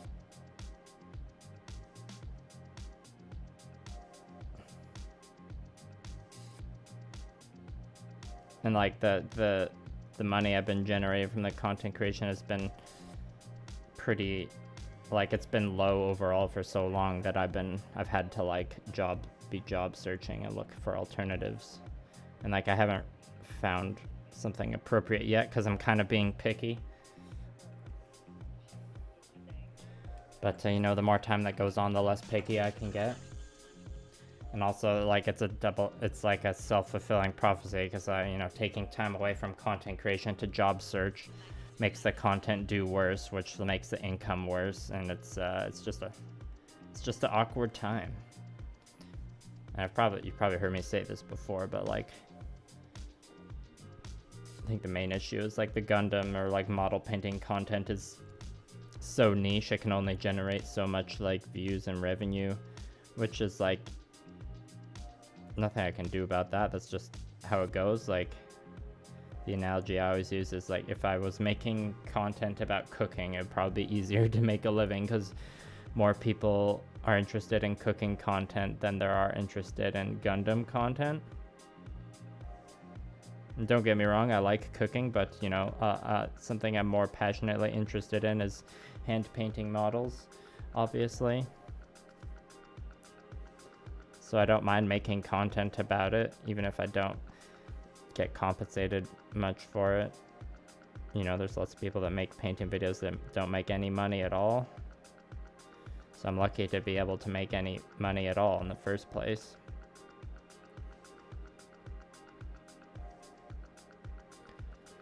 But unfortunately, in the capitalist society I live in, I need to make some money to pay my bills and all that. So if I had to run a Discord server on top of all that, it would just... my productivity would tank pretty hard. I know some people can manage running the server and also doing the content creation, but like I only got so much I could do.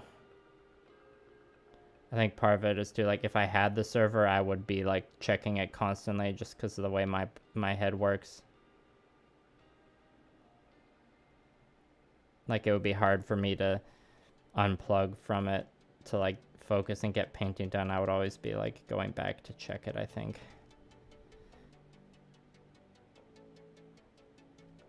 So yeah, that thought's crossed my mind many times about like having a community server, and I come to the conclusion every time that I just can't do it. And even if I did have the resources to hire somebody to like manage that for me, I'd rather spend that money to hire them to, or like to hire like someone to help with video editing or something else instead.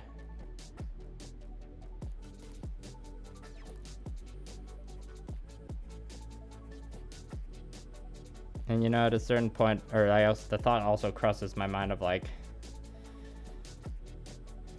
you know, the less I concern myself with making money on the YouTube channel, the more I can focus on like just the art side of things. But you know, as soon as I made like a single penny with the content work, like it's hard to detach it from that. I think it's fair to expect to like get something in return for like the work I put in to provide the content to y'all. So that like I'll never be able to fully detach it from that.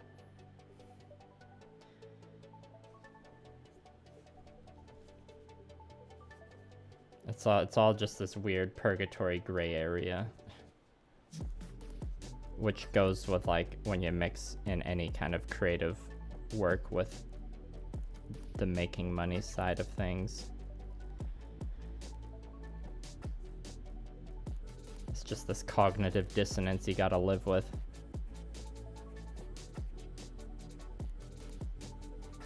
That has good aspects and bad aspects. Hopefully that ramble and rant made sense. Okay, I think this piece is... was that 2 hours 12 minutes?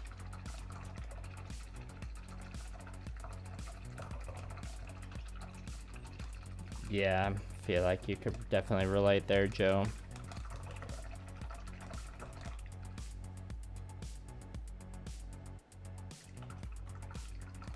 I mean, I am in like, I didn't, usually I'm posting the stream links in a few of the Discords I'm in, but I didn't do that today. It was also a bit of an experiment. I was like, what if I just announce the stream before I go to bed, put the links there and stuff, and then just start streaming in the morning without reposting them anywhere, and see how many people show up. And a decent amount of you showed up, so that was nice.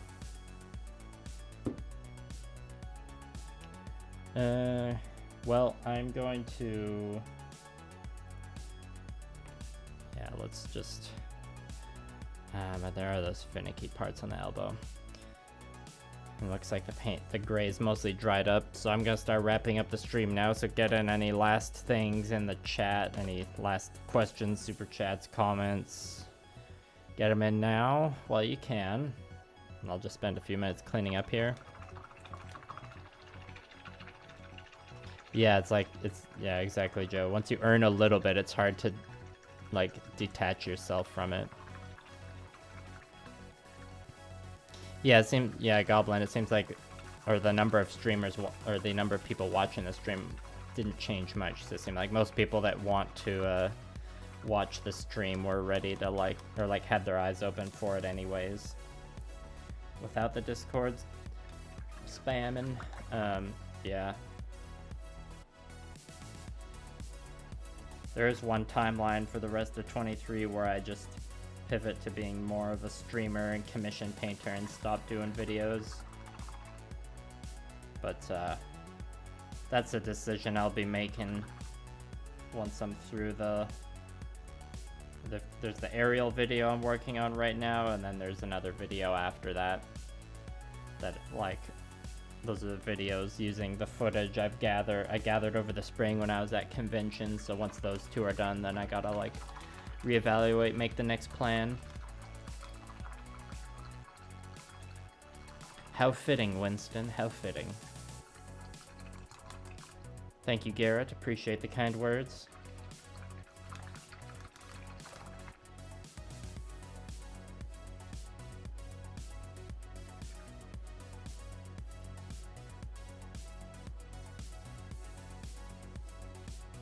This brush has been an okay performer, I'd say.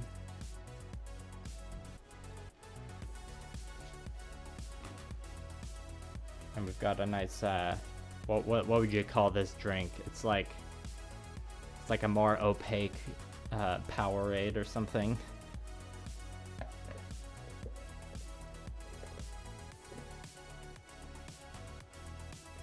Fair enough, Shane. Yeah, I think a lot of the time when I catch a live stream, I mean, I don't watch Twitch that much, really. I'll tune into Teal Sekire's Twitch stream fairly regularly. But I never been much of, like, a user of Twitch. But yeah, I have YouTube going a lot of the time, so if I see, like, the little, on the left sidebar, see that someone's streaming live, it's easy to check it out that way. Blue milk from Star Wars. Oh yeah, no, in The Last Jedi I think it's green, but there's probably another scene in another movie with blue milk. Also, thanks for the little notification hasn't gone off yet, but thanks for the super chat, the Mighty Joe. Thanks for another nice stream. I made your Tuesday a lot easier to get by at work. Good, that's what I like to hear.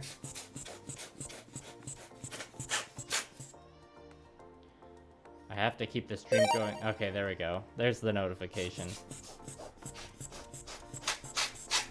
It's the kids' drink most fancy places have.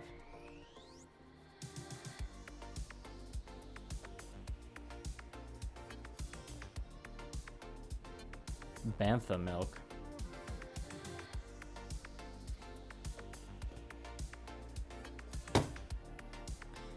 Yeah, I mean, I never got much into Twitch in general over the years, so it's always been a little, like, weird. I don't really know what's going on, and then yeah, over the last couple of years it's been going through these weird meta waves where it's like hot tub streams or whatever. Yeah, it's hard for me to interpret, so I just stick to YouTube most of the time.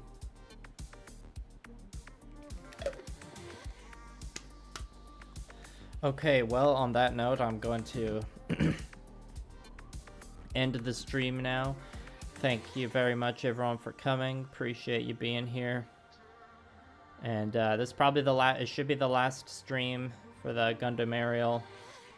See how much painting I get done today. And yeah, so the post-in might be a little quiet for a while because I'm finishing up the aerial and then I'm gonna be editing the videos, so I'm just gonna be in, like, the video editing / painting cave. Gotta do a gunpla hot tub stream, bro. What happens if I drop a piece of the gunpla in the hot tub? That just sounds like a nightmare. Also, I'm in a tiny ass apartment. I can't get a hot tub in here. Anyways, on that note, I will talk to y'all later. Thanks again. Bye.